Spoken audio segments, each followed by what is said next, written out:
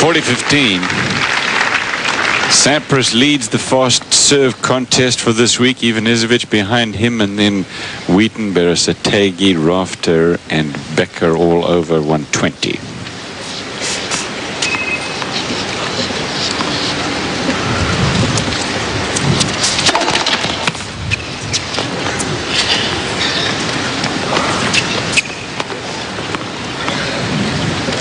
Game point Sampras.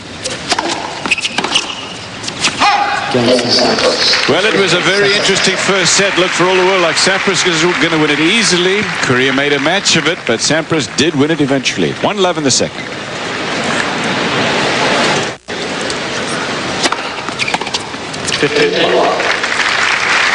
One game to love Sampras, 15-love. One set to love Sampras.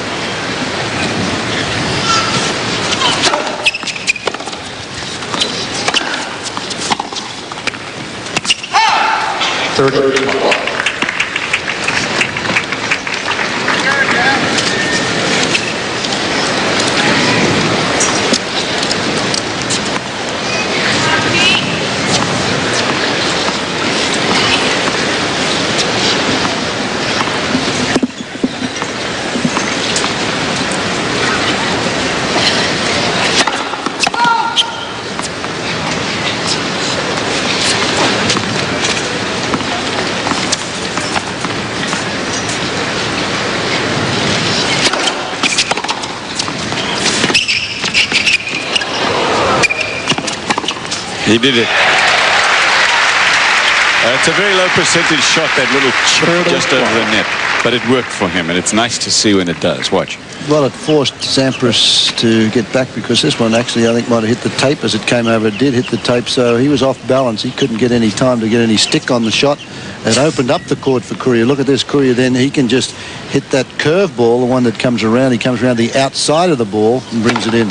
Game Courier. What do you think about Courier is that's his fourth ace of the day. I mean, perhaps he's loosening up a little bit. You know, he saved a bunch of set points in the first set. Made, I think Pete didn't play great in the last several games of the first set. And, you know, you don't want to let a guy like Jim Courier back into a match. He's a very good fighter. And, you know, this second set could get complicated unless Pete declares himself right from the start, as he did in the start of the first set.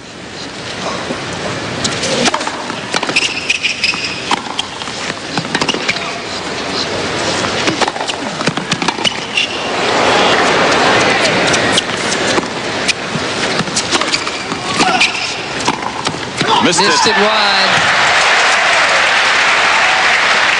That's a scrappy point there. Sampras shaking his head, missing that volley. This is what happened in the first set. 6-4 to Sampras. Sampras 13 of 20 at the net, 65%. Courier just doesn't go in unless he hits that big forehand, and he's won 2 of 3. Sampras 100% on break chances, and he won the set on his 6th set point, and it was not on his serve. He had 5 on his serve, lost that game, let Courier back into it. Courier lost his next service game for the set.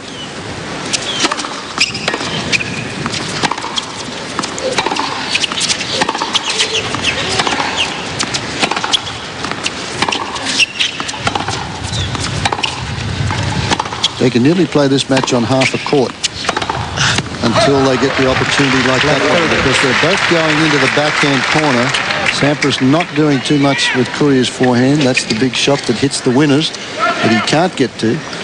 And on the other hand, Courier likes that away from the body forehand.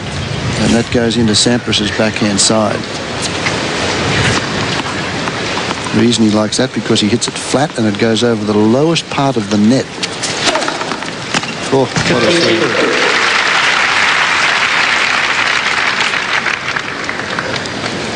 You like that one, don't you, Fred? I mean, that ball wasn't more than halfway up there toward the serve line, and it was on the line.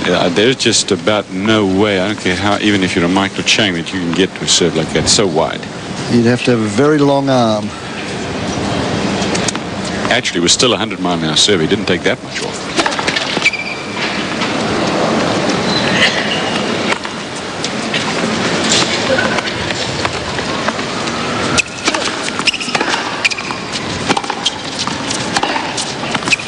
Missed it.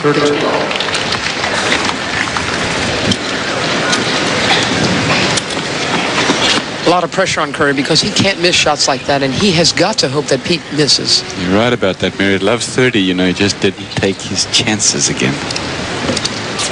And as you've been pointing out, you just don't get that many against Sampras' serve. Ooh. 40. That's got to be up there, 124. Fifth ace.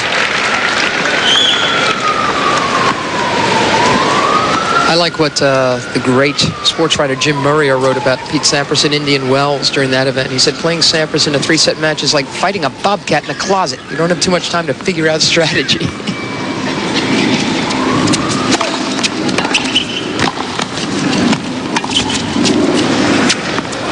got that stayed in.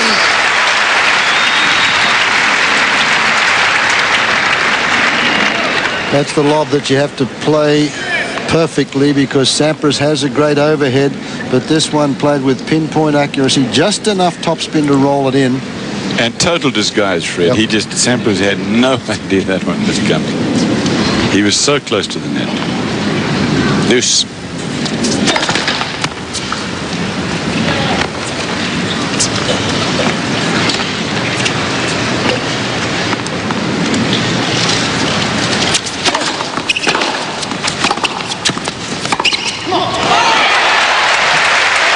Boy, I like that shot.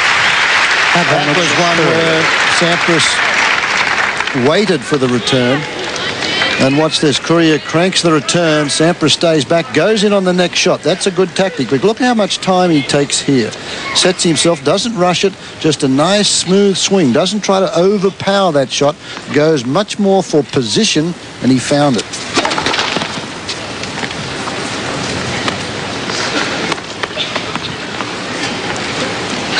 Break point. Ooh, double fault, and there's the break for Courier. 2 games to 1. Courier leads. He'll serve.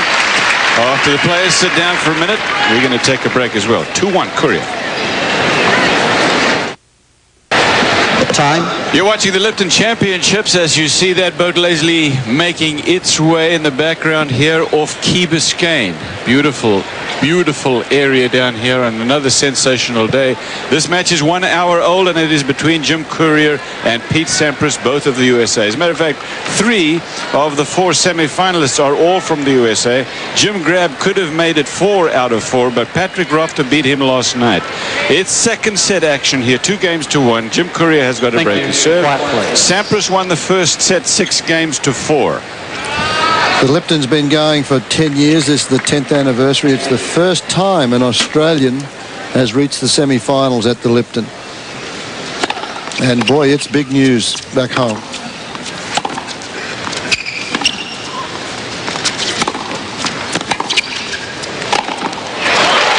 It's mentioned Rafter in these 2. I guess I should say that the 4th is Andre Agassi. Excuse me, Fred.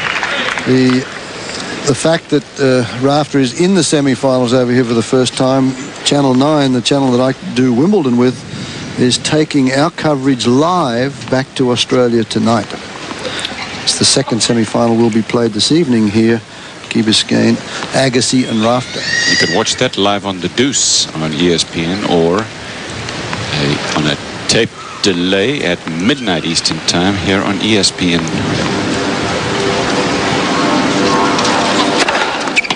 Love 15.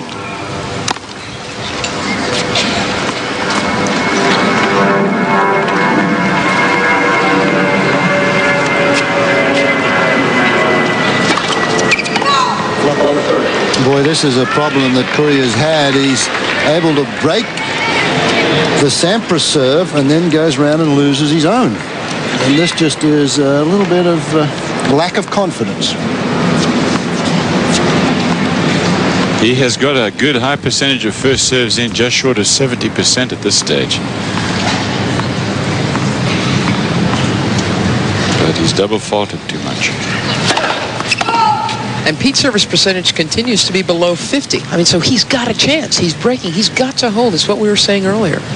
It's up to his serve.